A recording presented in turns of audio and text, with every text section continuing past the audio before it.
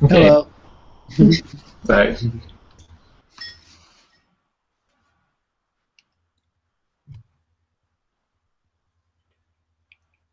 Okay, well, we're going to start off with a little guided meditation. And so I want to ask everyone to begin by focusing on their breath and closing their eyes.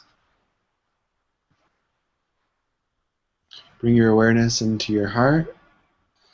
Whenever you feel your heart beating, you become present. You're anchoring your awareness into the now, into the present moment. We're just going to continue to focus on our breath, allow our energy and feel our heart pulse throughout our body, feel its energy spread.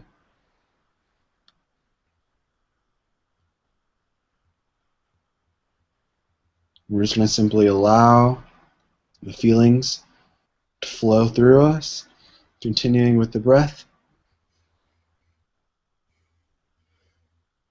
Remain focused on your heart.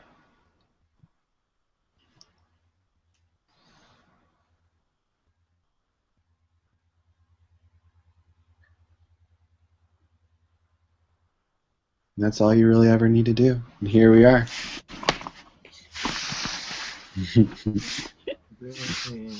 Thank you, Ashton. All right. So, greetings, everyone, and welcome to the Project Bring Me Life podcast, coming to you live from Shine Time Studios. Today is February 2nd, 2015. This is podcast number 27, and so please, everybody, help me welcome our guest, Michael Garfield. Woo! Super Yeah, sweet. Thank you for joining us on the podcast today, Michael. We definitely appreciate it. Yeah, thanks for the invitation. Yeah, definitely. So, usually our first question for everybody is, who are you, where do you come from, and what is your purpose here on Earth? Oh, so we don't get to start out soft. No. I am a writer and a musician and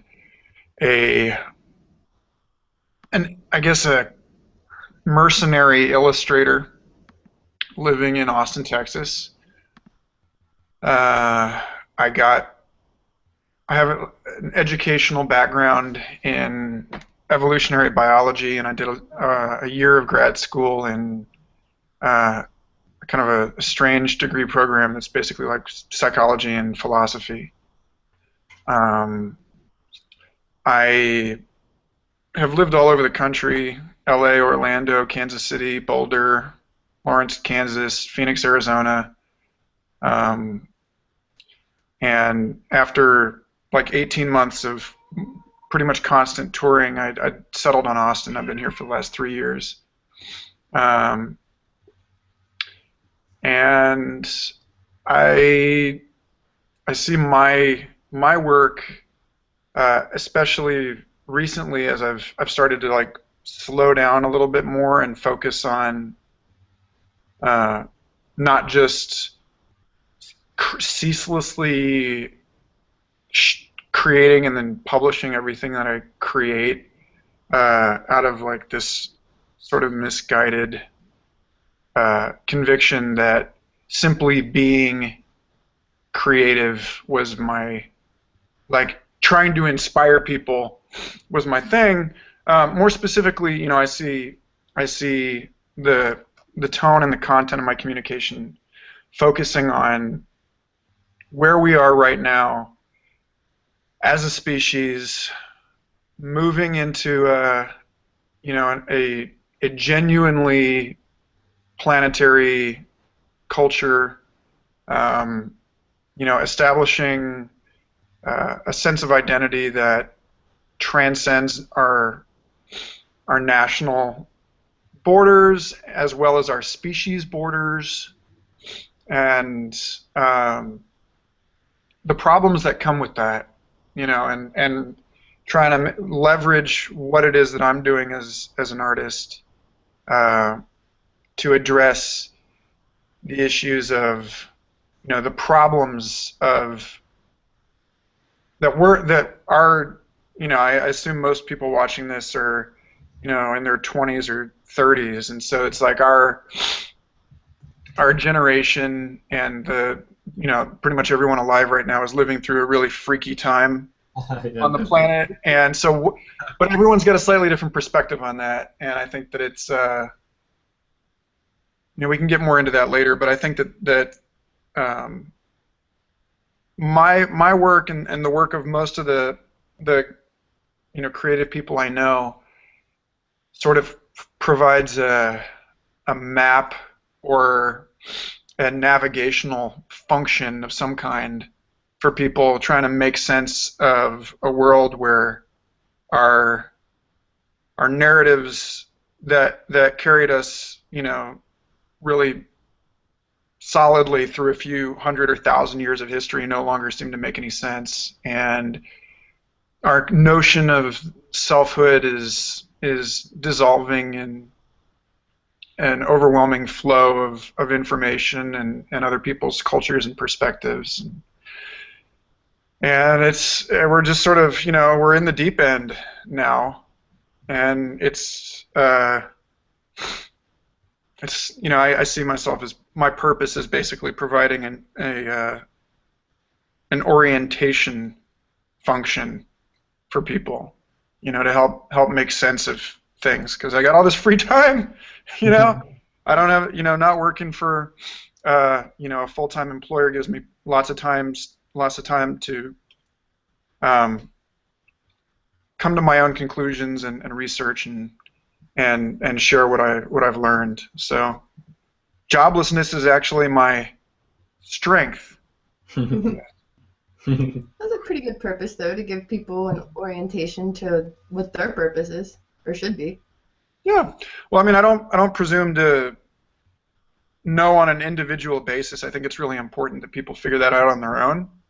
But I do love how my work brings me into conversation with people who are maybe just a couple of years behind me on the confusion path. Mm-hmm. And and I love listening to people talk about their lives and their situations, and just reflecting to them what I hear from them as their big questions, and where they seem to feel that their strengths are, and the way that they're already serving their community. And for most people, it's just about cultivating what's already there, and just recognizing how they're already participating and how they're already serving a greater whole, and just encouraging that. Because one of the characteristics of our time is that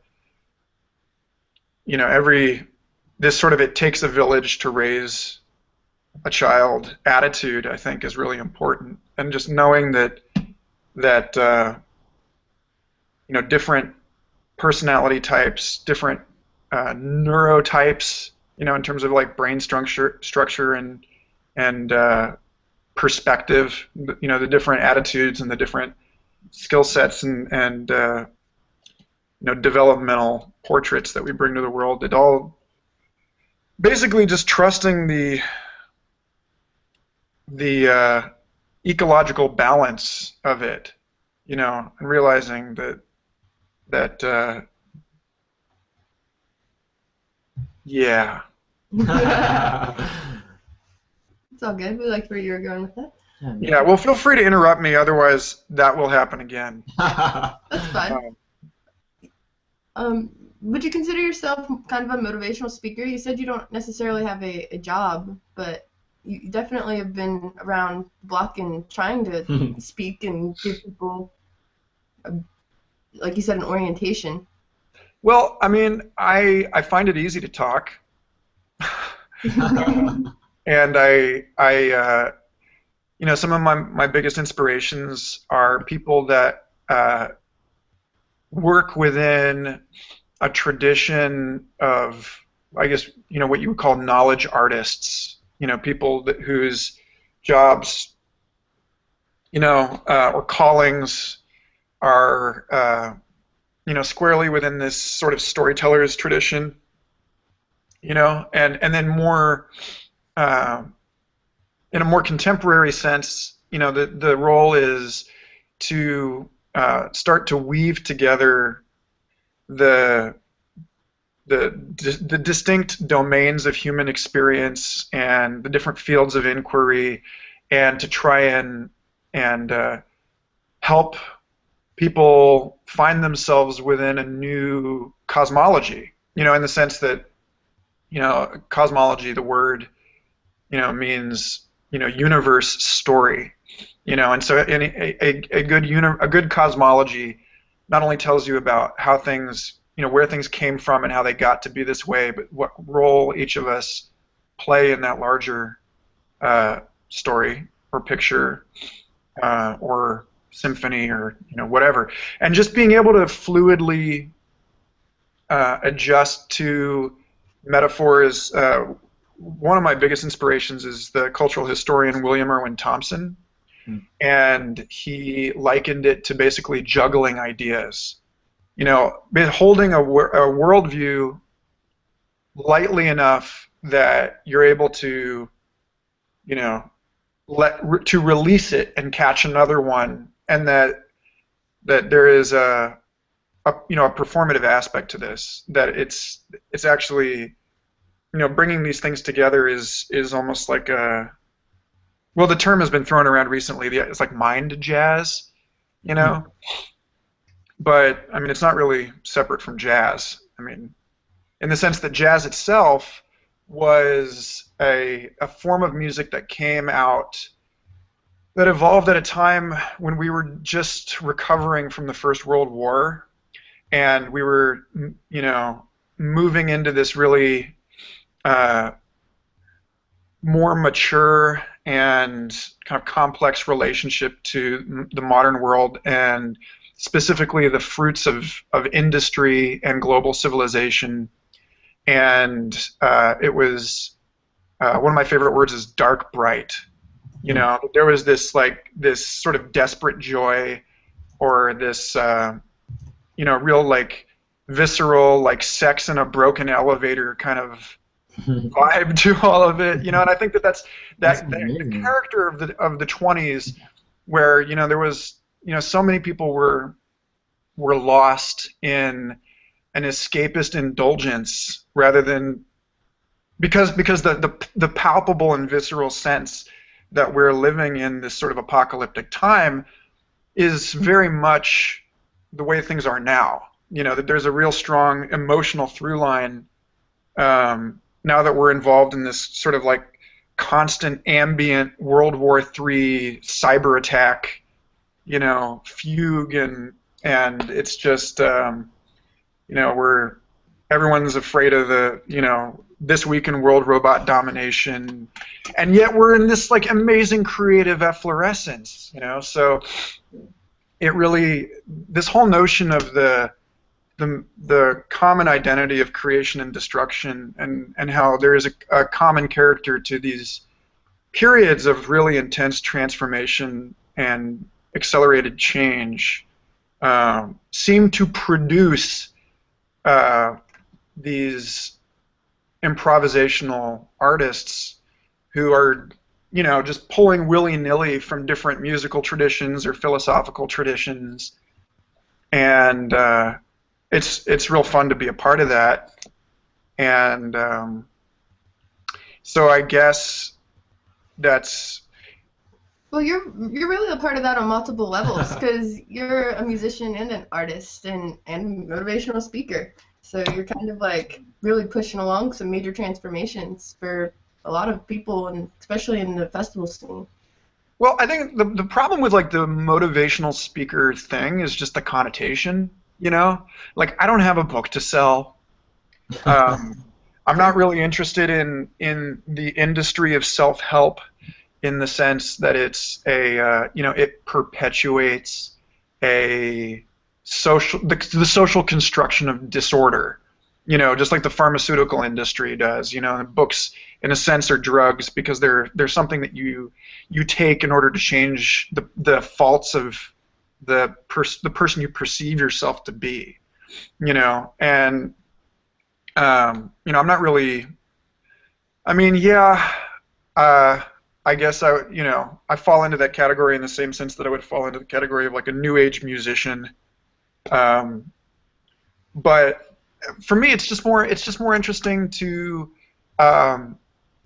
share in my abundance of curiosity and my enthusiasm for the world, and knowing that to really stand in it, in that sense, that like Elizabeth Gilbert's TED Talk on creative genius, and to be to be possessed by the spirit of something like that is contagious. I mean, we're social creatures, and it's just easy for us to that sense of charisma or animal magnetism. To be really inspired and to share that inspiration is a pretty wonderful alternative to being miserable and lost.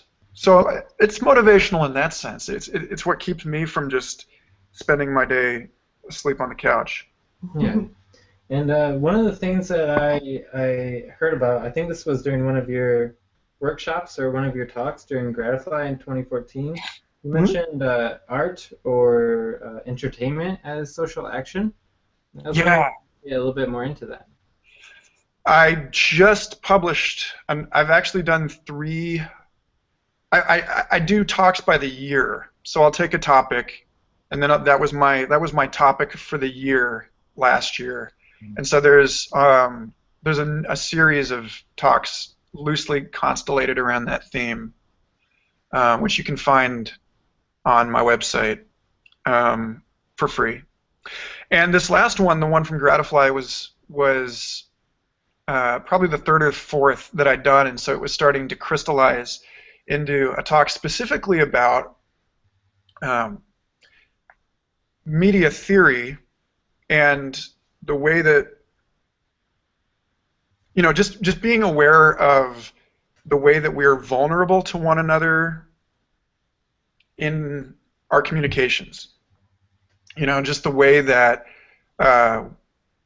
every work of art or every act of communication is a vector of some perspective. That it in the sense that it's like, was it Doug Rushkoff and Seth Godin and Noam Chomsky and Marshall McLuhan, all these media theorists talk about idea viruses, and epidemiological metaphor is actually really relevant here.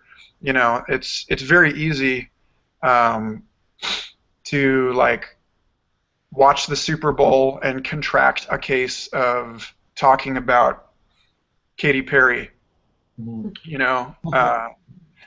and so there's a responsibility that really skilled communicators realize that they have, and they either, in the sense that language is sort of the ultimate and the primordial technology. It really is the first thing that we ever developed in order to relate, to operate on the natural world. And so, like all technologies, it has its bright side and its dark side. It can be used as a force for liberation, or it can be used to control other minds and enslave them and limit the sphere of their possibilities.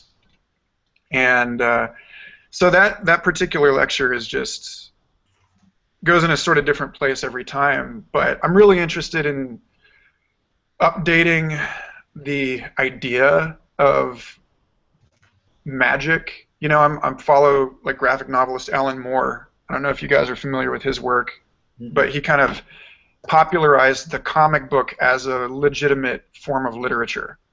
And he wrote the books from which Watchmen and V for Vendetta and a lot of these other these sort of popular postmodern comic book movies were based. And he considers himself not an artist or a writer, but a magician. And that art and religion and science are all actually sort of like subcategories of magic, which is basically, in its purest sense, just the use of language to affect a change in consciousness. Hmm. So like you can't really connect the modern world to the pre-modern world, art, science, and religion, and our our role as communicators without using a really convenient shorthand of magic. And so there's lots of really excellent examples out there of people that are using communications media to inspire and illuminate and to help other people explore a wider range of human potential. Like the entire visionary art movement is an attempt to like reclaim and integrate and expand upon our inheritance as human beings, and so that's very much a case of like white magic communication. I was actually gonna just ask you real quick. I was curious about what the difference is between a visionary artist and just an artist. What does it take to be a visionary artist? Well, you have to be pretentious. Because like visionary, well, no, I mean the thing is that like there really is an important difference between, I think probably the main difference is between visionary art and modern art. Now, I think like most people who would actually self-describe as a visionary artist would anchor what they're doing in religious art, which dates back to cave paintings, which were a magical. They served a magical function. They were part of a ritual experience, and we're in that sense. You've got pretty much any iconic or aniconic religious art within a particular tradition can be seen as an ancestor or an antecessor to the modern visionary art movement. But I think what really sets it apart is that visionary art draws from multiple historical art trajectories. Visionary artists are like the jazz musicians I was talking about earlier are they feel like the entire history of the human species is available for as our inheritance and as something that we can draw from in articulating these transcultural statements about what it means to be human and about the nature of the human condition.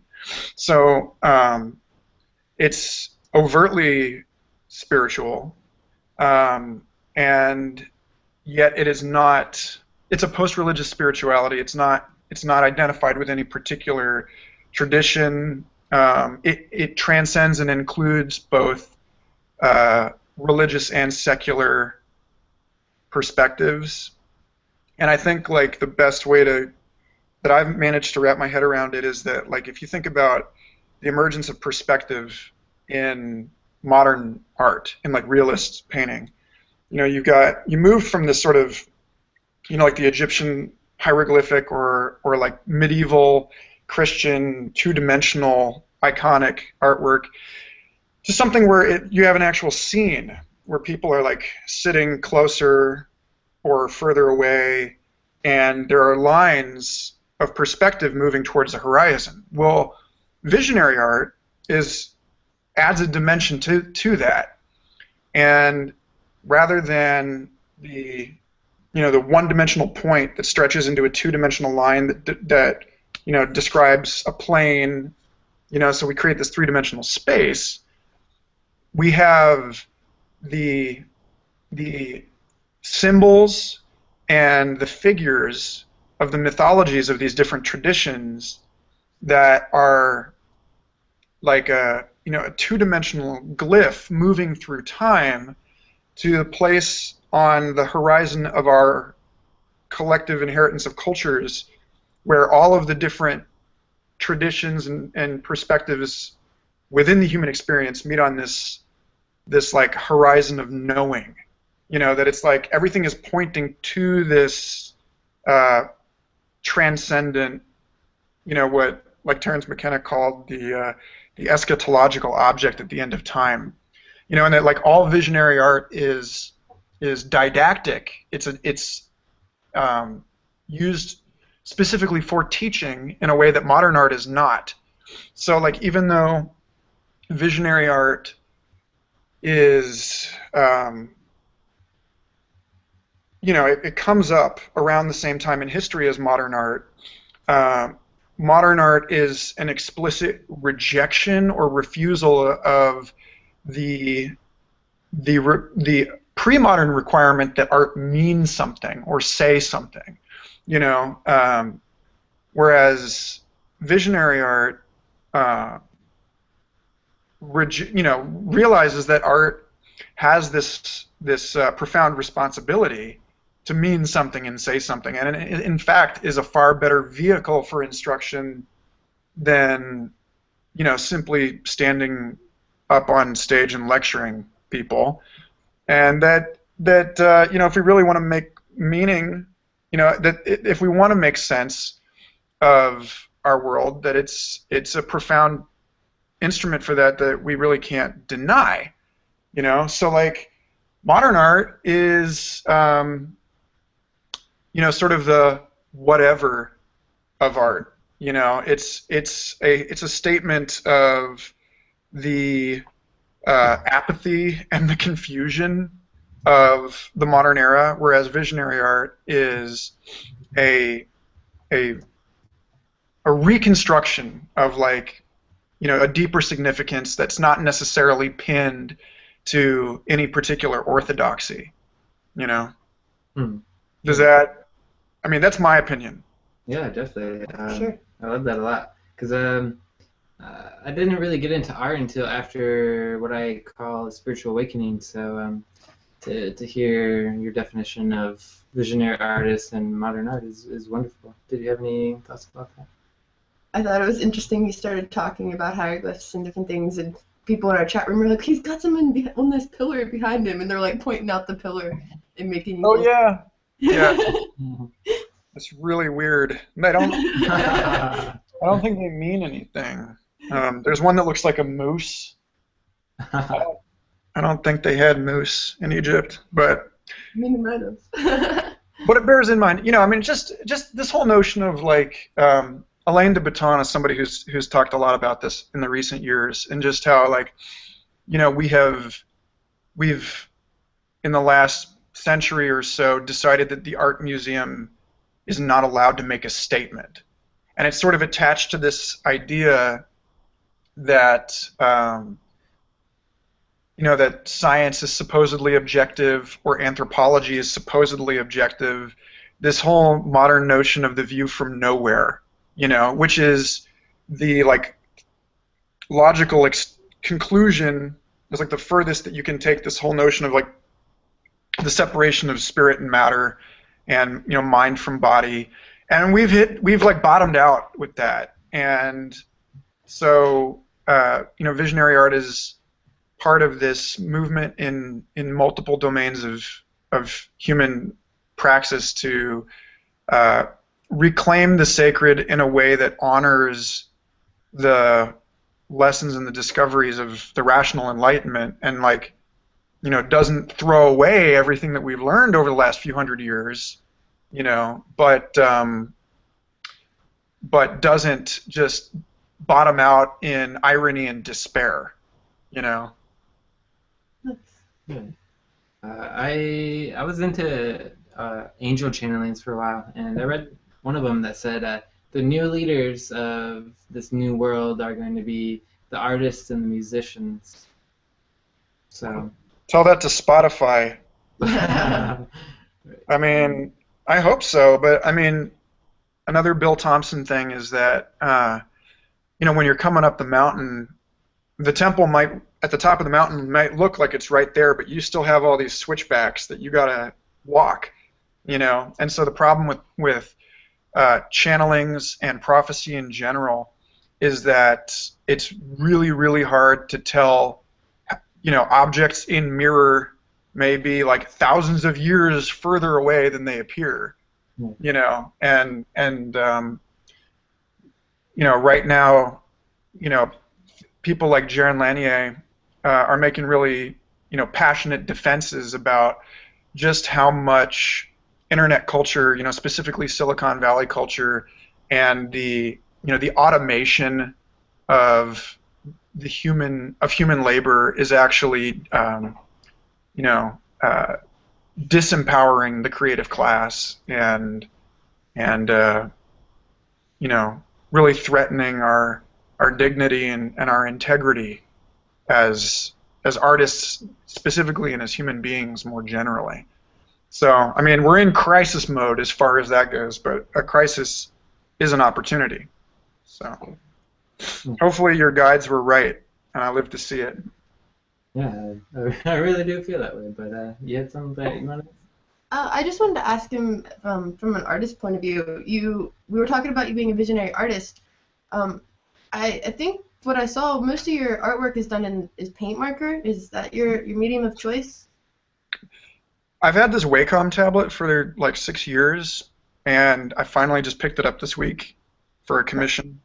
And so I'm like dipping my toes into the digital waters. But yeah, since I started working in like large formats and in public environments, it's been mostly paint marker stuff, just because, one, I really enjoy limiting myself,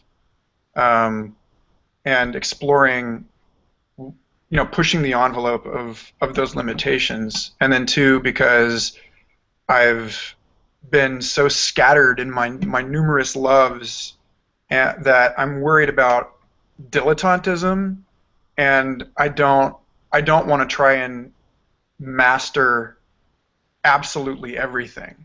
I figure it makes more sense to be really good at, you know, paint markers, and absolutely horrible with the brush. I mean, you get some really good detail with your paint markers. Something else I wanted to comment on. You were one of the first people I saw in the festival realm to do custom hats and things like that. Is there a reason that you decided to get into that? Did you see someone else do it? Yeah, I mean, I've got lots of friends that do it.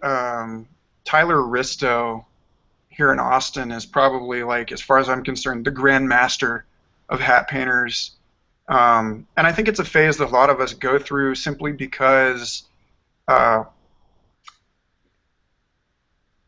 functional wearable art is, you know, it's part of that whole issue of, like, you know, art on a wall is great, you know, art that doesn't mean anything is also pretty great, but art that teaches, or art that's, like, useful in some way, art that you can, like, adorn yourself with. I have a major respect for, like, fashion designers now that I didn't when I started painting, because, you know, it's a much more integrated form ultimately. But I mean, I only started doing it because people were asking for me to do it, and I needed the money. You're really good at it, and I know we're from, like, the East Coast and stuff like that. And when I first started getting into painting, I had someone say, "Hey, can you do a hat? Can it be as good as Michael Garfield's?" And I was like, "He does hats? I've already seen all this other stuff. I haven't seen those yet." And then you became, like, one of the names on the East Coast, at least, for doing hats and different things. So. Well, thanks. I kind of slowed down on it because everybody was asking me to do base nectar hats. I was actually just telling him about that. I was like, I never would have wanted me to do base nectar hats, and then I understood why he hated doing them so much. I was like, you know, I mean, I would, you know, it's just the same thing. It started.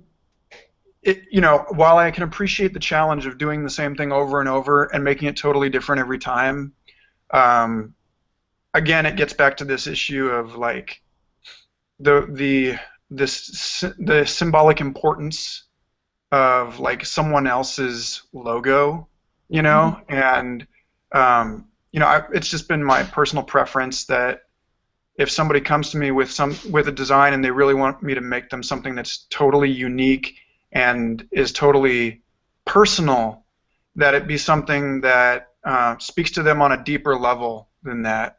Then it says something more than just like a sports team hat would, or the logo of their favorite band or whatever. It's just, I'd like to go deeper with it, but commercial considerations take priority sometimes. Yeah. So, if you are going to ask, if you're watching this and you want a hat, I would rather do your spirit animal than a logo, but I love you either way. You did an owl one, and it caught my eye. It was one of my favorites. I think it was an owl, and you did I think a couple dinosaurs, which were really cool. Mm-hmm. So. Thanks. And I really like your leggings. I have to get myself a pair of those. Thanks. Yeah, Artist Threads is doing some really cool leggings, and they got some hoodies right now as well. So yeah, it's nice that I've got friends that own or work with those really like awesome dye sublimation printers, But then that's also sort of an arms race among artists, that's like who can make the most like ridiculous, psychedelically vibrant clothing, and I'm kind of, it's always like, well, where's the untouched thing? I mean, personally, I would rather, and getting back to my own purpose versus like where I found myself in my career due to commercial concerns, like I'd rather dedicate as little as possible or encourage as little as possible the sort of cycle of endless buying, and I would really, if I'm gonna make merchandise, I want to start thinking more about merchandise that sort of puts itself out of business. It's like, I really love the idea of like, this is the last thing you'll ever buy of this. I have this compass that was made by Brunton, and they stopped making these like metal compasses probably 15, 20 years ago, and you can only get these cheap plastic ones now. But I have this device, and it's it's a magical relic, like I consider it like holy in a sense, just because it's so finely made. And I'd like to explore more of that kind of thing, maybe like laser engraving designs on objects of like ritual significance that can become a part of someone's life in a more lasting and evolving way that gain meaning over time, rather than just getting replaced by next season's even more neon psychedelic apparel. No offense to my friends, because they do great work. Yeah. And people can find your apparel and things that you do have on michaelgarfield.net, right? Correct. Awesome. Yeah. I wanted to make sure it was .net, everybody. It's not .com. Right. .com is a bizarre rabbit hole down a very different Michael Garfield. Which is obviously apparently from Texas, too, because that really confused me a little bit earlier. The high-tech. Yeah, it's very weird. I mean, in a sense, his website and mine exemplify the difference between Austin and Houston. So I'm not saying don't visit his site. I mean, do have some free time and enjoy the bizarre. For sure. But yes, guys, you can check out his awesome clothes, and there's people in the chat room saying, spirit animal hats, what? And then someone said that their spirit animal was Base Nectar, so you know where that hole went. But to check out some of the hats and things and awesome other stuff that he does that we're talking about, you can check that all out on michaelgarfield.net. Yes. Beautiful. So we got about time for one more question, and then we're going to do, I don't know if you've heard the mustache segment. No. It'll be fun. So did you have one last question that you would like to ask? I I'm good if you have one. Okay, yeah, I did. One thing that I was curious about was your take on spirituality, or if you had a definition or just some kind of insight on what you consider to be spirituality. Take a second on that one. I mean, I don't know.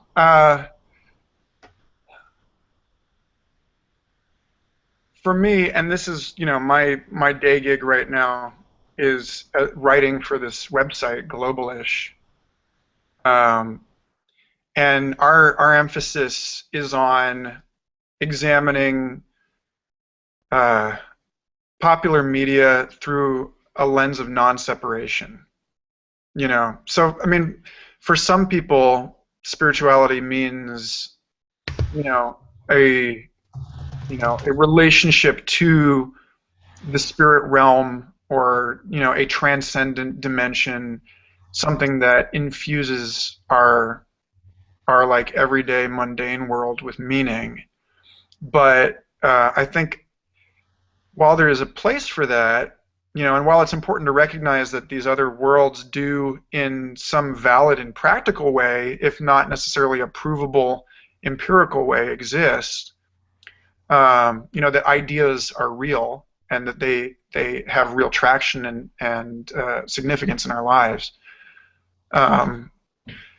For me, like a real authentic spirituality is more about challenging the boundary between the constructs of self and other, between these categories that we learn from our culture, and that we then take for granted as like fact. But every fact requires an interpretation, and so this is a way of seeing, and another, and for all intents and purposes, a truer way of seeing is one that embeds those differences within a deeper and wider prior unity. Not this kind of like naive spirituality in which everything is all one, so it's all okay. That's like a confusion of the absolute and the relative. It may be absolutely okay that children die of starvation, and that we're in a constant state of global guerrilla warfare, but it's not okay in any practical sense. So like the experience of what various wisdom traditions call non-duality. It's not one and it's not two exactly. It's beyond those it's beyond categories and stories entirely. And experiencing yourself and the rest of your world emerge together in light of this deeper self and this deeper experience informs a way of being in the world that is more prepared and more capable of addressing the practical concerns and the realities of our everyday existence. So for me, spirituality is at once both a fearless engagement of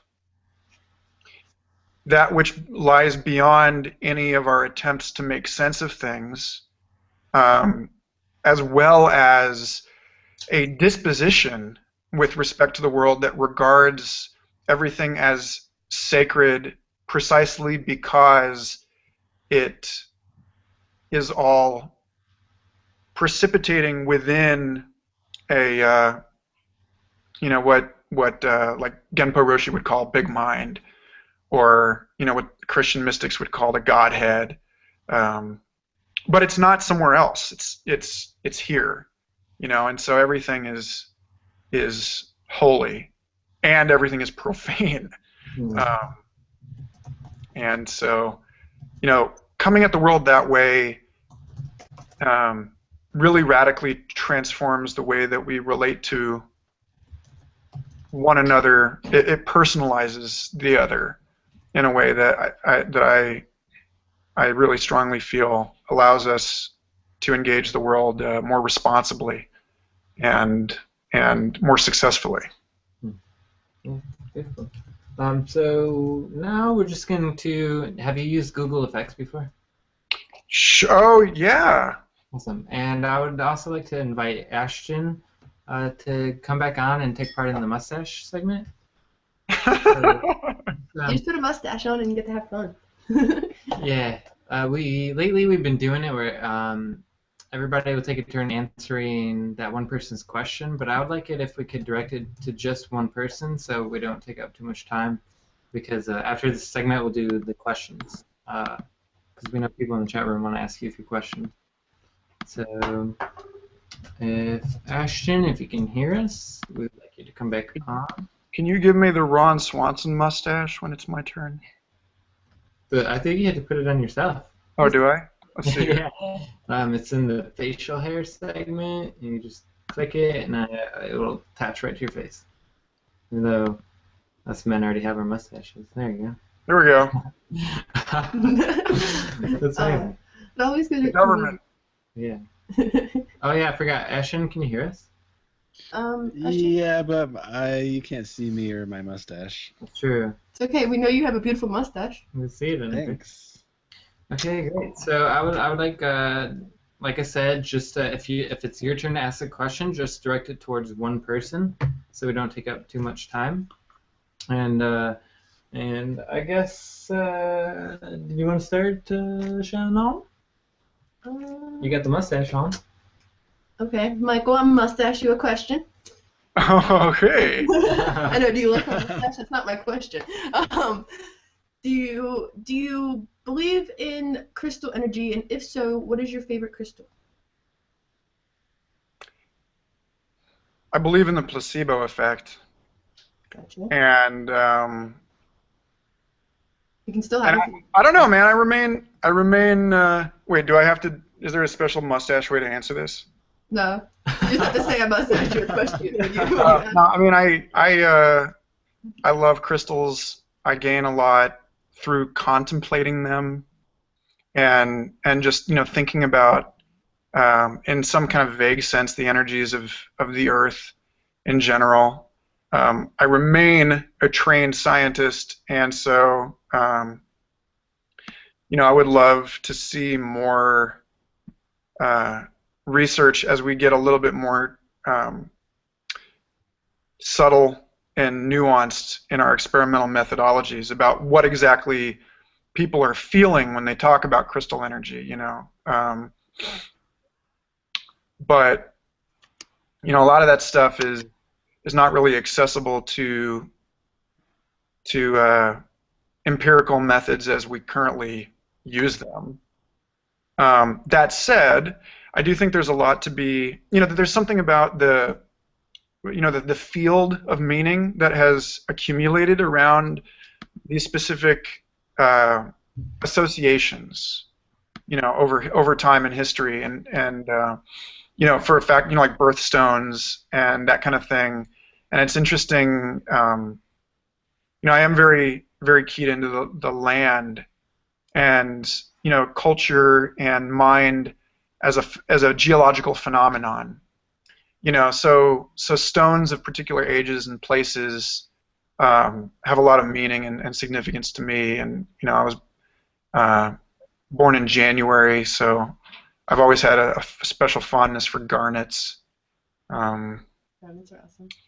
But if I'm going to put my money on a horse for the next 10 years, my money's on graphene as the carbon sheet crystal, as just like the absolutely astounding, magical pixie dust of all possible rocks that's electrically conductive and flexible and transparent, and it's just like it does whatever we want it to do. It's ridiculous. So, I mean, if I were going to buy stocks in rocks, then I'd stack mad blocks on graphene. Nice. Beautiful. Awesome. Is it my turn to ask someone a question? How does that work? Yeah. Yeah, go ahead. Oh, You yeah. can go ahead and ask any one person. All right. All right. Chris, I must ask you a question. Uh, It's amazing. what is your absolute best case scenario and be practical for the next 20 years of human civilization? Like, how do you think, like, what do you realistically imagine is like, you know, like with like a clear A to B, like we could actually get there without any kind of like alien intervention or apocalyptic last minute, you know, surprise. Like, what kind of world are you like really rooting for your kids to grow up in? Awesome. That's a really beautiful question.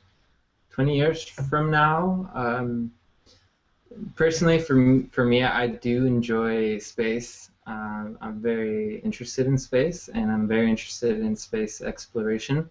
And I do a little bit of research on what's going on with SpaceX and NASA, and they have planned for by 2020 they will explore Mars. But personally, I believe that we can even go past Mars and by 2020 create wormhole technology um, to sort of explore more than just our own galaxy and so I would like it if my kids to grow up in a time where this is practical to be exploring different galaxies in this universe. So that's my answer. Hmm. Solid. Can I just interject a really quick follow-up there? Yes. Have you read The Light of Other Days by Stephen Baxter and Arthur C. Clarke? No, I've read the Space Odyssey trilogy, but not that one. Highly recommended to anybody listening to this. It's a science fiction about the social implications and the consequences of inventing wormholes. Really? And Wow. like what happens to us as a species when we can instantly view any other place or any other time. Yeah. What was the book called again? Called The Light of Other Days. Light of Other Days. And it's probably like, even if it's just a metaphor for what we're going through with the internet and that kind of thing, it's kind of one of the more interesting explorations of just like what happens when there's no such thing as privacy anymore. Yeah. So, well, thank you. Yeah. Thank you. Ashton, did you have a mustache? I must ask Michael a question. I'm curious what kind of music you've been listening to. What are some of your favorite, maybe up and coming artists? It doesn't have to be like in the festival scene or anything, but anything that's caught your ear. Yeah. Let's see here. Scrolling through, I am surrounded by amazing musicians in Austin, obviously. Chipper Jones is on the up and up. They're a guitar, like a looping guitar and drums duo, Yeah. and they're really cool. British band Duologue. I wrote an article on one of their music videos for Globalish, and I was really impressed with their thing. It's kind of sounds somewhat like the Tom York solo stuff, Wow. but they've got it's really like I'm into stuff that's both really shimmery and pretty and beautiful, but then can like twist on a dime into some really like dark and creepy spaces. So they're good at that. Erythime, my buddy Bobby West, who lives in Colorado, put out my favorite album of last year, Circadia, and he's he's just so good at what he does, and I hope that He we is so silly. collaborate soon. I was talking to him yesterday. We were playing a festival in May in Colorado, and he's one of the silliest musicians I know. Yes, yeah. Absolutely silly. Um, Love him though. Luke Redfield is a good friend of mine. He's a one of those classical, like timeless, legendary American balladeers in this like Townes Van Zandt, Bob Dylan kind of tradition. Hmm. Nice. He's put out a new album that's really good, called The Cartographer. Um, Odessa. They're like if you're into the Yeah. more like club banger electronic stuff. I've been digging their stuff recently. Right. I mean, it's good. Like I'm not like passionate about it, you know. Right. But you know, if I were, it's the kind of show that I'd like to paint at. Like the energy is real good, and I can imagine it being like, you know, a real fun like banger dance party. Right. Um, and let's see. I mean, Sorn is another guy from Austin. Sorne. Morgan Sorn is just kind of on another world. Uh, he's like if like somebody had some sort of like gruesome genetic experiment involving Trent Reznor and Jeff Buckley, you'd get Sorn, and he and I did music together for a theatrical production in Austin a couple years ago, and he's just he's somebody that like wherever he goes, he just like automatically converts people into like raving fans. So I'd check him out. Wow. Will do. Um, Awesome.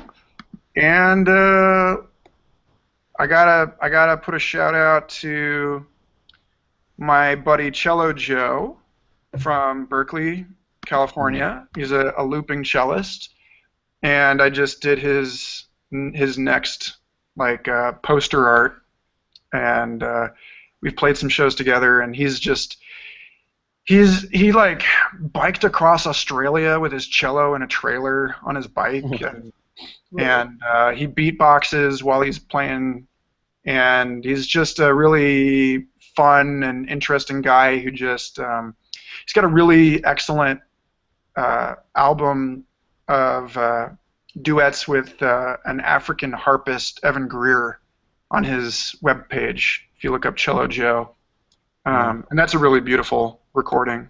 So, I mean, I could just keep going forever, but I won't. So, Right. No, that's a good list. I love that. Thank you. yeah, Yeah. and The last guy you talked about sounded well. It kind of reminded me of the beatbox tour from Pentatonics, the way you described him. yeah, a little bit. I don't know. It's that whole thing is just I really like you know, just guerrilla music, or like the whole kind of circusy busking attitude of these.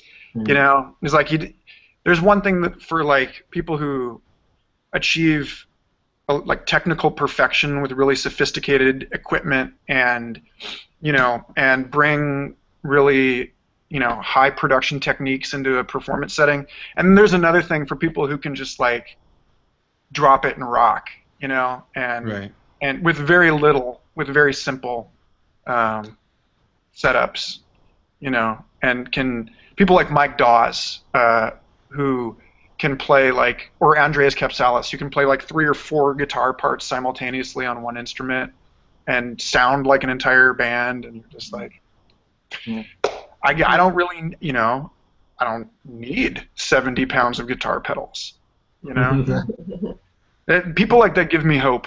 People like Joey Chang, Cello Joe, give me hope for like, you know, desert island concerts and that kind of thing. So, We have one more mustache question. You want your mustache? Okay. I guess. Okay. So we have one more mustache question, and then we have a few questions from the audience if you have time for that, Michael. And Michael, I must ask you a question. Do you feel that astrology, or say, for example, I'm a Scorpio, do you feel that that truly affects our characteristics or some of our traits? Yes. Very good. Nice. Serious. Boom. I mean, no, I mean, if you really want to get, if you want to get into it, my advice would be to look up this book by Richard Tarnas called Cosmos and Psyche. And Richard Tarnas is one of the world's most respected historians. He wrote what is considered the definitive single-volume history of Western philosophy called The Passion of the Western Mind. And his second book, Cosmos and Psyche, took him 30 years to research, and he went into just extraordinary depth correlating the movements of the planets with the events that historians consider to be of historical significance in civilization. Hmm. And in the introduction to that book, he makes the point that pretty much every high civilization, be it ancient India or the Maya or the Greeks, every time all of these, the Egyptians, all of these cultures that we regard as the most advanced and developed cultures of the ancient world, all of them were like rabid astrologers. All of them took that stuff very seriously, and that it's basically only because we, in the last few hundred years, have systematically divorced our inner life from the outer world, and the mind from nature, that we have allowed ourselves to indulge in this delusion that those things don't matter. Most people, most people criticize astrology on the basis that there's no observable influence that distant stars could have on Earth, but like astrologers like Rob Bresney have made the point that the stars are basically reference points, and that what is actually typically a matter of concern for astrologers are the movements of the planets against the background of stars. And so what we're actually dealing with here are most likely not necessarily a matter of even necessarily causative influence. We're not talking about something out there causing something in our own internal lives necessarily, but we're talking about correlations between certain seasons, or and we know that people born at different times of years, of the year, have different biochemistries, have different balances of neurotransmitters, and so they're going to cluster into basic personality types. People born at certain times of day, the same thing is true for that. So certain astrological stuff starts to make more sense in light of that. And then also, if we, like Richard Tarnas suggests that we do, if we look at it at the material world as not something that is occurring strictly outside of us, but as the mind and nature bound in this as perspectives of this greater phenomenon, of cosmos and psyche as two sides of the same event, that the movement and the characteristics of the outer world and the characteristics of the inner world are bound to reflect one another. And so it's actually like a paradigm shift. It requires that we migrate the scientific method into a completely different way of seeing the world than we've been using it for the last few hundred years. and that's like a whole other conversation. Like people like Charles Eisenstein have pretty soundly deconstructed the whole notion, for example, of the reproducibility of experiments. Because the world is so complex and there are so many factors involved that we can't ever actually run the same experiment twice. Mhm. And like once you actually start looking at it in that way, what most sort of scientistic minds consider science is actually a very limited slice of what is actually itself an evolving process, and almost more an ideal than an attainable reality. So, I mean, I think that the evidence is pretty well stacked in favor of there being some really intimate relationship between,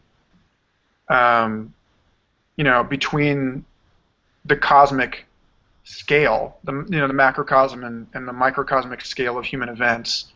But I think that we have to like retrieve a lot of astrology just being one of those things, and then we have to retrieve a lot of things that we threw away from the pre-modern world when we moved into modernity, and re-examine them with an open mind, and basically like it's the social shadow. It's what's been repressed for hundreds of years, and so it hasn't had time to catch up to the rest of our body of knowledge. And I think that probably over the next 50 to 100 years, we will find the means to start having discussions about astrology where it's no longer taboo in light of scientific inquiry. The same thing is true of like psychic phenomena.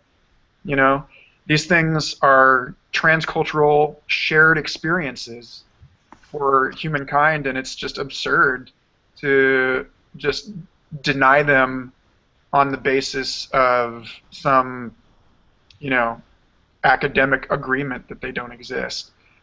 But you gotta like there are legitimate rigorous scientists and there are quacky fools. The same goes for astrologers. I mean, it's not just they don't all fall into one group. You gotta find the people that actually know what they're talking about. Yeah. Really. Thank you. So we'll go on to audience questions now, if that's okay with you, Michael. Yeah. Great. Awesome. Yeah, we have 3 questions from the audience. The first question I have is from Marie, and it said, how did you first get into art? Because I just got into it, and I'm trying to learn to just go with the flow and not stress about it.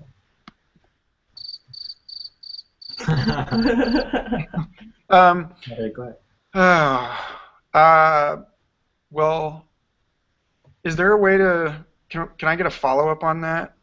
Because is this something that you're practicing already right now at home, alone, and you're wanting to like explore more deeply, or is it something that you are that's like really unfamiliar to you, and like you're struggling to find that creative part of yourself?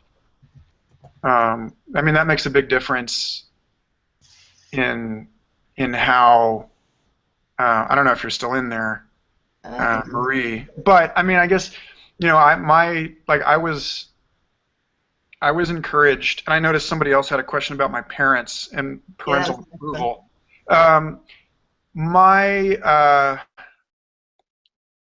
parents were always pretty encouraging of my creative side, and so I was, my parents bought me art supplies when I was a kid. They took me to museums and zoos and really encouraged my learning.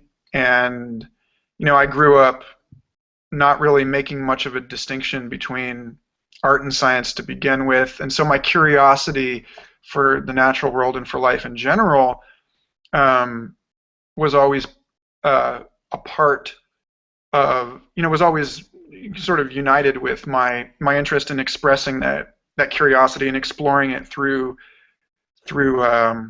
creative arts.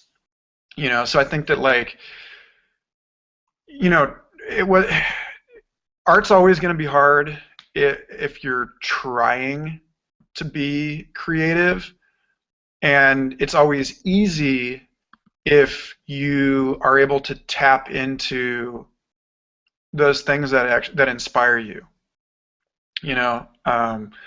It's the whole thing with writer's block is that writers are you know have this sort of like romantic notion of the spirit sort of coming upon you and granting you this like blessing of productivity, and there's some truth to that, but there is a science to making yourself prone to those kind of experiences. I mean, the best minds know the importance of getting out into nature and taking a walk, and the fact that movement of the body stimulates movement of the mind because they're not separate. The importance of keeping a dream journal, which is something I totally slack on, but my roommate Topher Sipes, who's a fantastic artist, will tell you is really, really key to maintaining his inspiration. And I listen to a lot of podcasts and watch a lot of documentaries.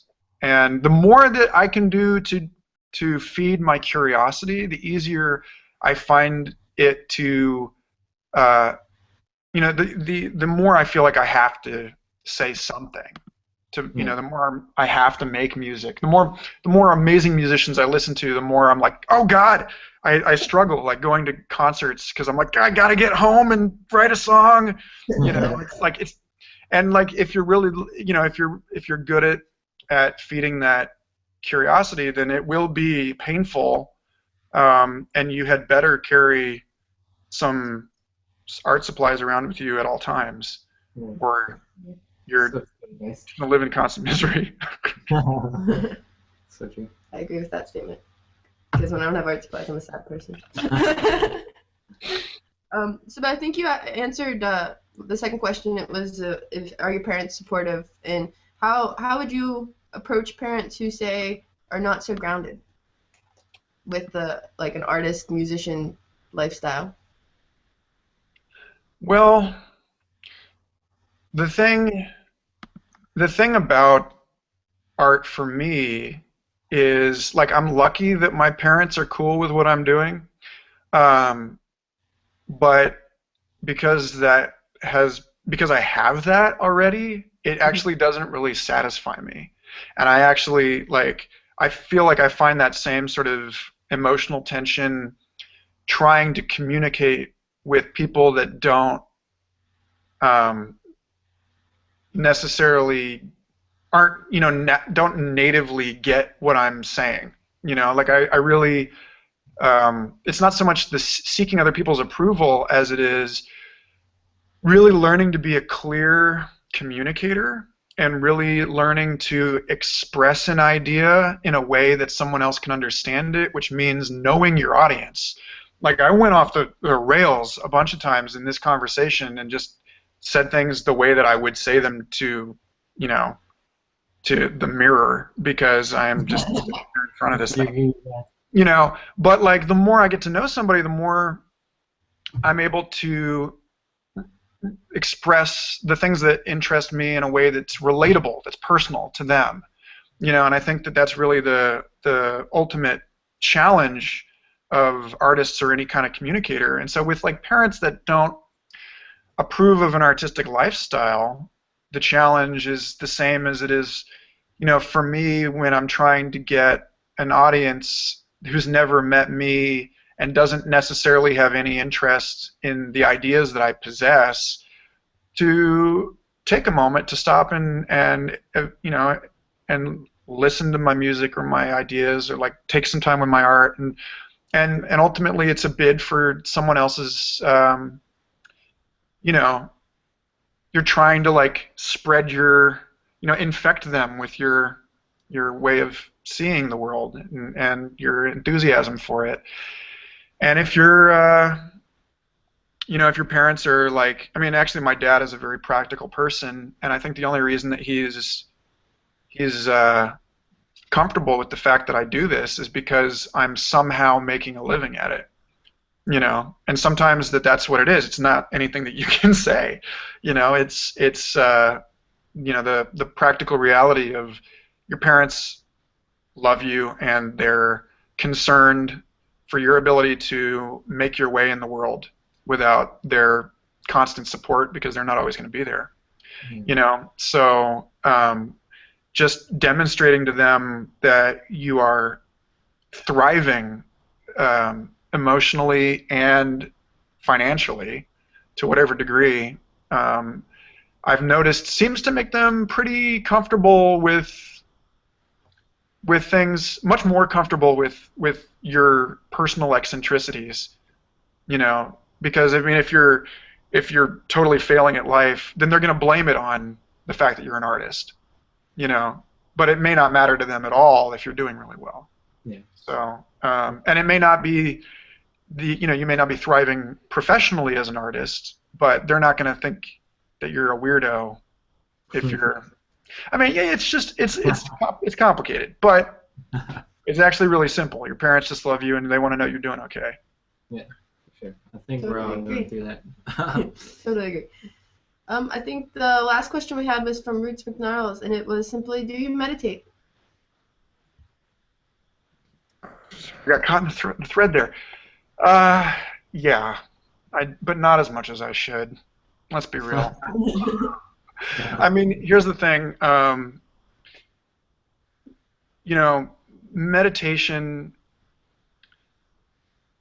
these days is as often a vehicle for escape as it is a way of establishing mindfulness and relating more intimately with our lives. And I have been a very active practitioner of mindfulness in my life in general for the last decade or so, on a daily basis. But I'm at 31. I'm old enough now to notice how I would have benefited from taking a personal meditative practice more seriously at an earlier age. And yet, I think that if a lot of people mistake meditation for personal development, or they think that it's a cure-all for these other problems, and it really does. Whatever our practices, our mind, body, and spirit practices need to balance and complement one another, or they become the channel for our addictive escapism to express itself, and people. That's why probably why agreements like the Bodhisattva's vow that you will stay in the world of suffering until all other beings are liberated. It's probably why that exists, is because these guys were leaving their monasteries to go up and meditate in the mountains, and that's essentially a sociopathic behavior. It's like if you are able to help and you choose not to, how is that an expression of your realization that you are not separate from the rest of the world? It's in a sense an utter failure. Like true realization is expressed through engagement, because you're not avoiding the suffering. You're not avoiding your commitment to the insane laws of your society, or the pain of intimacy with other people in relationship, or filing taxes. If you can, But so I mean, I think people have. I've been hanging out with this older gentleman that I kind of ran into, like sitting on a bench one day, and we just got into conversation, and he's been we meet up for coffee sometimes, and he's been in pretty intense physical therapy, and on like a painkiller regimen. He's in remission for bone cancer, and his doctor is like a Indian fellow who told him, he's like, you need to start meditating. And he's like, well, I don't know, like I'm in my 60s, I don't know what I'm supposed to do, and there's this attitude in our culture, especially because we take this instrumental attitude towards spirituality, like with yoga, like people do yoga to get in shape, they don't do it to like harmonize their mind and body as much, like that, I mean, in general, it's become this sort of like commercial pursuit of like magazine cover perfection, or like the attainment of some spiritual ideal, and the spiritual materialism infects our relationship to meditation. And so this friend of mine is like, I think I'm doing it wrong. I'm like, but you can't do it wrong. Like all it is just being present and observant to the activity of your own mind. It's just like being aware of your own awareness. And you are going to express that uniquely, and it's really, just the whole idea of like sort of the age of Aquarius, or the second coming of Christ, or whatever, as this, the awakening to the sacredness of each individual person, and that sort of like everyone's higher nature descends into them and is expressed in the way that we live in the world, then everyone is a Buddha, and everyone's going to bring a different set of talents to these core sets of practices. So it's like part of it is like getting out of this attitude. For me, anyway, I've wrestled a lot with, I'm not doing the kind of meditations that I should be, or I'm not spending the correct amount of time in meditation, where, really I think there's a lot to be said in the sort of like more labor worshipping Protestant American mythology for just getting into flow states and the satisfaction of work, of like losing yourself and being fully present in activity, meaningful activity, and I think that's it's really valid to understand that, like, meditation can take any form. It doesn't mean you're just sitting there cross-legged. So I'm talking to myself here, because I'm like, you don't sit down and count breaths frequently enough. Well, it's like, but I am, constantly rededicating myself to presence of mind. Awesome. Yeah, So definitely. thanks. Yeah. Well, thank you, Michael Garfield, for your time and for allowing us to do this interview with you. We appreciate it. Yeah, well, thanks, guys. You're putting together a pretty epic compilation of podcasts here, so I'm glad to be a part of it. Yeah, for sure. We got a good lineup for February, so. We got Dixon's violin next week. Yeah. I see that. Yeah, Give him my best. He's a wonderful fellow. definitely. We'll do that. Well, yeah, thank you again, and we're very honored to have you. And now we're just going to do our solar flare update, or cosmic energy forecast. Feel free to stay on for that if you'd like, Michael, but I don't feel like you have to. Okay, cool. Beautiful. So thank you for that. And thanks for being in the chat room and just being so open with your fans and willing to give such talks, because I know we already touched on you're not a motivational speaker, but you're a very motivational person, so. Thanks. Yeah, definitely. I noticed that every time I would send an email back to you, every time I would get your newsletter, you would reply like right away, and I was like, whoa. Like, not many people do that. That's really awesome. And it's important. It is Well, important. I haven't yet caved to all of those invitations from the Illuminati to join their mind control cult. But as soon as I do, you better believe it's going to be all like this and ignoring you. And Well, you won't be able to speak. You'll have so many secrets. And I shouldn't know that. yeah, That is awesome. I'll hold the door open. Cool. Yeah. So I think we'll start off the cosmic energy forecast with Shantastic. So Awesome. I'm gonna go over to you, Shantastic. Awesome.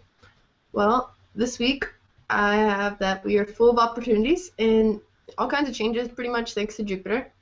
The first major shift will be on Tuesday, which is today, with the full moon in Leo, and it's tied closely to the generosity and lucky fortunes of Jupiter. And this alignment will be pretty positive, and it'll be a great time for full moon work and bringing unresolved issues to a completion point within the next few weeks.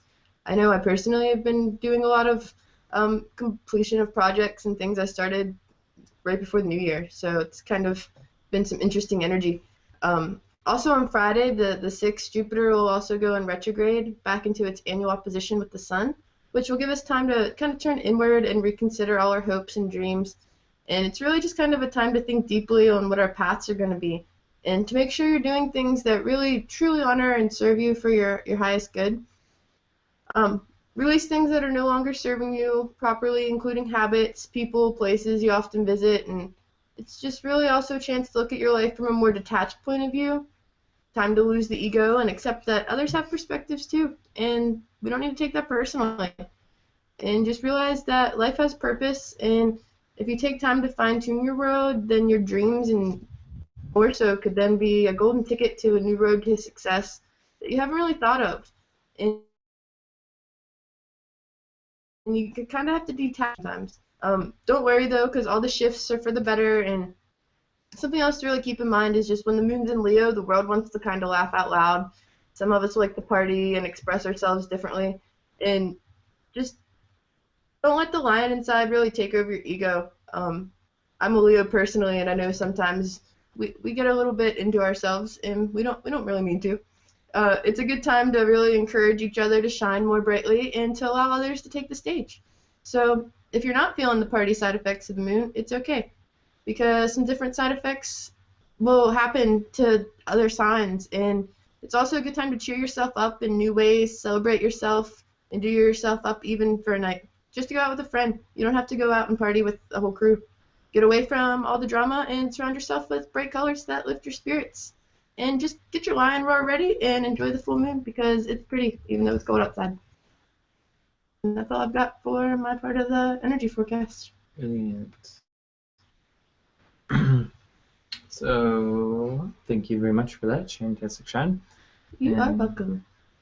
It's very interesting. There's a lot of energy going on lately, and Leo moons affect a lot of people differently, so I think that's why everyone's energy is super edgy. yes, for sure. And the only advice I could say for people who are going through that is try not to take everything too personally. Just hold your space, hold that energy of compassion and love. So I'm gonna go over here with the solar flare update for February 3rd, 2014.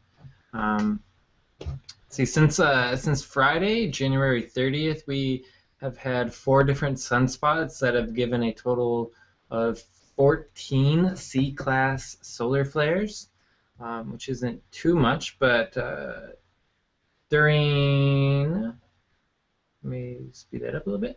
During January 31st, around 10:48 Universal Time, Soho's webcam was shaken by some unknown source, possibly high-speed solar winds, and you can see the image. Let me reverse that a little bit until you can see it right here. You can see that just something that did affect the webcam, and the webcam is in line, is in between Earth and the Sun. So whatever did affect the webcam most likely might affect Earth if it was solar wind. But continuing on February 1st, around 11 a.m. Universal Time, there was a visually impressive, as you can see here, a visually impressive solar flare that went off. There were no reports of this being Earth-directed or being in line to collide with Earth, so I don't expect any effects from that on Earth. However, if I can zoom this out real quick, I would like to show you a big giant coronal hole that is in the sun's southern hemisphere. This is actually Garfield's YouTube that I was checking out.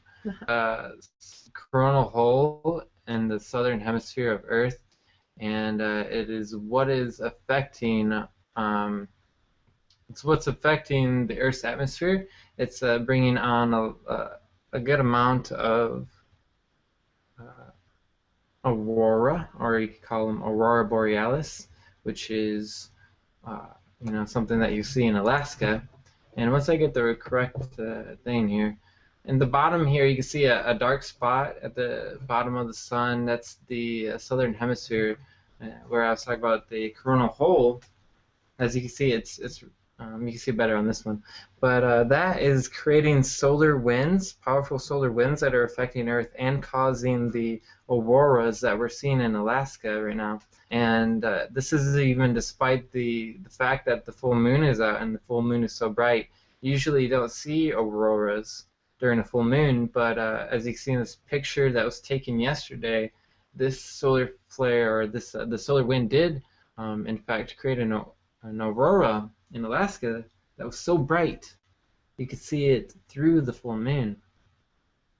So that is my solar flare update for February 3rd, 2015, and now we're going to head over back to Shantastic Shine with her card reading. Do you have my cards? I'll get a picture up of your cards.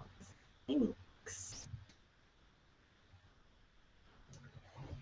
So while he is doing that, I also did the updated Crystal of the Week, and it is on the home page, which is Carnelian, and you can find a blog link there.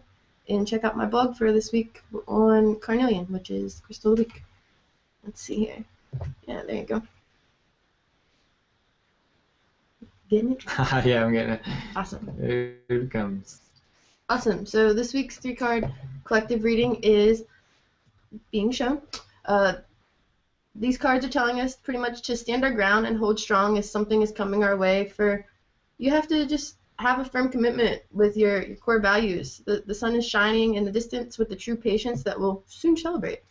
The stand your ground card appears for us when we're being tested. So remember, how you act is your karma, and how someone else acts is theirs. Remember that you do have the strength for anything and everything you put your mind to, and also remember that everything happens for a reason, and you will come out of this as a better person by standing up for yourself. Though just remember to be respectful to those involved, and don't surrender or give up control, but be sure to stay true to your own morals and life values while being respectful. Also be patient, because the patience card is here to remind us that self-control is always needed, because patience is indeed a virtue. Plant the right seeds right now so that they can grow with you and move forward in these delicate times.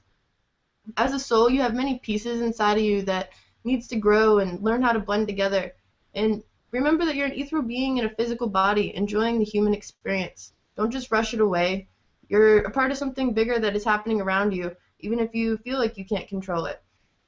The patience card also reminds us to open our hearts and minds and be willing to listen to those around us, even though we must stand our ground in the end, which will then lead us to rejoice in celebration.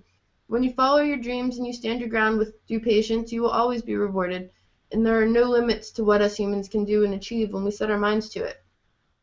Overall, it seems we're all having some areas of which we need to stand our ground on, but remember that this is a collective reading, and others will also be sticking to their core values. And there may not be a winner in whatever it is you seem to be fighting, but you will feel better knowing that you didn't give in on your morals. And with patience often comes better understanding, and together we shall rejoice in understanding each other, but on a better level than just going headstrong without appreciation for others' point of views. So stand strong and know you have a reason for which you stand, but please don't try to force all the others to see your opinion 100%. We all have lessons to learn, and I think that it's just one of our biggest lessons is to know that we're living a series of lessons, trials, and tribulations together as one. And it's just going to be an interesting week, everybody. So hold on. And as always, thanks for letting me deliver the message. Shine on always. Shine time, all day. Yes, it was a wonderful podcast, and I'm very happy. Did you know I didn't see if Nick Malnicki was in the chat room? I did not see dear co-host Nick this week. Okay. Nicky, no? Nope. Okay, well, cool.